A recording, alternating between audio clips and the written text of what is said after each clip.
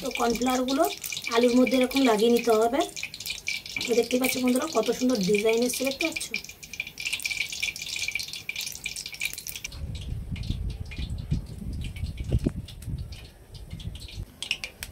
তেলটা গরম হয়ে গেছে, এবারে দিয়ে দেবো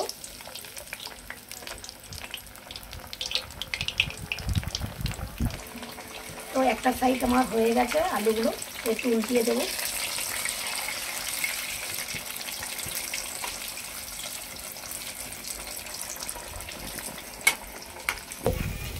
তো বন্ধুরা একদম লাল লাল করে ভাজা হয়ে গেছে, দেখতেই পাচ্ছ।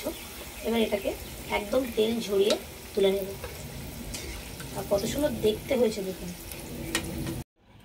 নমস্কার বন্ধুরা, চন্দনা কুকিং টিপস অ্যান্ড ব্লগে আরও একটা নতুন ভিডিওতে অনেক অনেক স্বাগত। তো আজকে তোমাদের সাথে শেয়ার করব এক ধরনের নতুন আলুর নাস্তা রেসিপি। দেখলেই একদম ইচ্ছা করবে বানাতে। তো চলো বন্ধুরা, বেশি কথা না বাড়িয়ে ভিডিওতে যাওয়া যাক। তার জন্য আমি এখানে কয়েকটা আলু নিয়ে নিয়েছি। তো আলুগুলো আগে ছুলে নেব। তো চলো বন্ধুরা, আলুটা ছুলে নিই। তো আলুগুলো এখানে আমি ছুলে নিচ্ছি।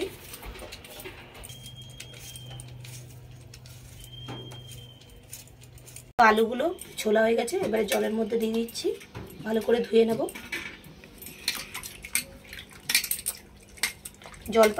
আরও একবার আমি একটু জল পাল্টিয়ে ধুয়ে নিলাম। আলুর একটা হলুদ ভাব থাকে, সেটা একদম ভালো করে ধুয়ে নিতে হবে। এবার এখানে আলুগুলো আমার ধোয়া হয়ে গেছে, 3-4 বার করে আমি ধুয়ে নিয়েছি। তো চলো এবারে কাটিংটা তোমাদেরকে দেখাই। এখানে একটা থালা নিয়েছি, তো থালাটাকে ভালো করে পরিষ্কার করে নিয়েছি। তো এখানে আলুটাকে আমি এই সাইড দিয়ে একটু কেটে নেব, আবারও এখান দিয়ে কেটে নেব। আগে এই দুটো সাইড কেটে নিচ্ছি।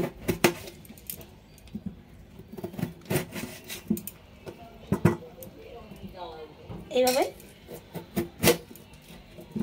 বাকিগুলোও কেটে নেবো। দেখতে পাচ্ছ বন্ধুরা, ঠিক এইভাবে কেটে নিতে হবে। এই সাইডও কাটতে হবে, এই সাইডও কাটতে হবে। ঠিক 4টে দিক কেটে নিয়েছি। তো এবারে এর উপরে ডিজাইনটা হবে। তো বন্ধুরা, আর একটা আলু আমি তোমাদেরকে কেটে দেখাচ্ছি। এরকম সাইড দিয়ে চারো সাইডে কেটে বাদ দিতে হবে, তবে এই ডিজাইনটা আসবে।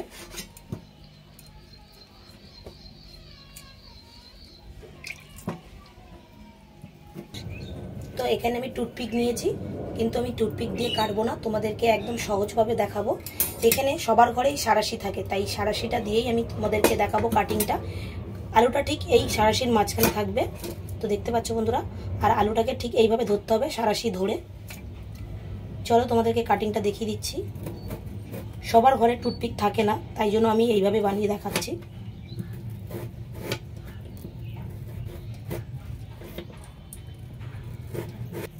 তো এই দিকটা আমার কাটা হয়ে গেছে, আবার এটাকে ঘুরিয়ে নেব।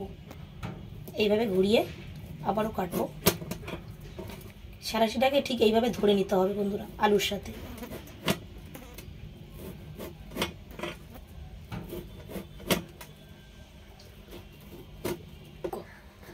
তো ছুরিটা দিয়ে এইভাবে কাটলে, আর এই সাঁড়াশিটা দিয়ে রেখেছি, পুরোপুরি নিচ পর্যন্ত আলুটা কাটা হচ্ছে না, তার জন্য ডিজাইনটা খুব সুন্দর আসবে বন্ধুরা।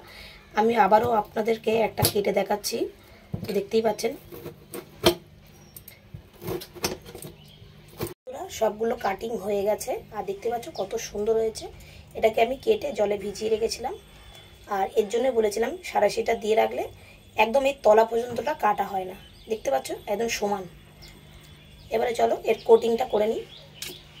তো তার জন্য কর্নফ্লাওয়ার লাগবে, এখানে আমি কর্নফ্লাওয়ারটা নিয়ে নিচ্ছি। তো চলো বন্ধুরা, কেটে থালার মধ্যে ঢেলে নিই। তো কর্নফ্লাওয়ারটা আমি থালার মধ্যে ঢেলে নিচ্ছি। যতটা লাগবে ততটাই কর্নফ্লাওয়ার লাগাবেন। তো আমার এটা পুরোটাই আমার লাগবে।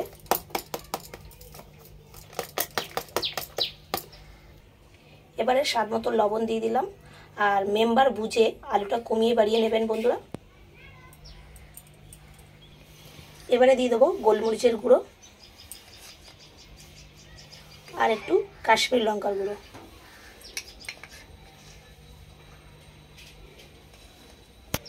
তো ভালো করে এটাকে মিক্সড করে নেব শুকনো।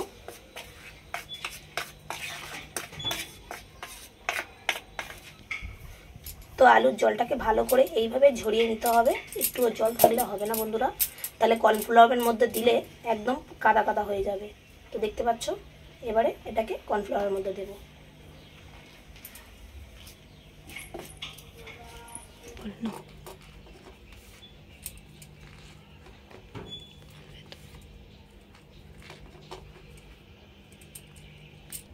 তো ভালো করে কর্নফ্লাওয়ারগুলো আলুটার মধ্যে ভরে দিতে হবে, আর খুব সাবধানে দেবে বন্ধুরা, নাহলে পুরো ছেড়ে যাবে। যেহেতু আমার প্রথমবার একটা ছেড়ে গেছিলো, দেখলেই তোমরা, তো আবারও তোমাদেরকে দেখাচ্ছি। দেখতে পাচ্ছ বন্ধুরা, আমি কড়াইটা বসিয়ে দিচ্ছি বন্ধুরা।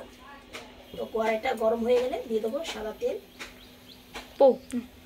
তো কড়াইটা গরম হয়ে গেছে, পরিমাণ মতন তেল দিয়ে দেবো, সাদা তেল।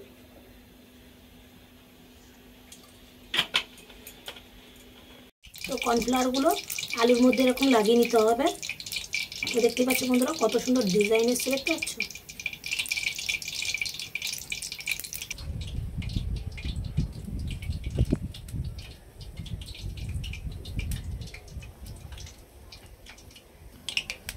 তেলটা গরম হয়ে গেছে, এবারে দিয়ে দেবো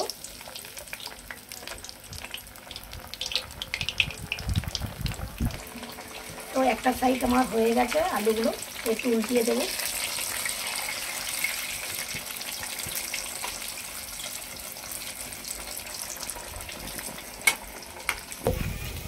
তো বন্ধুরা একদম লাল লাল করে ভাজা হয়ে গেছে, দেখতেই পাচ্ছ। এবার এটাকে একদম তেল ঝরিয়ে তুলে নেব, আর কত সুন্দর দেখতে হয়েছে দেখুন।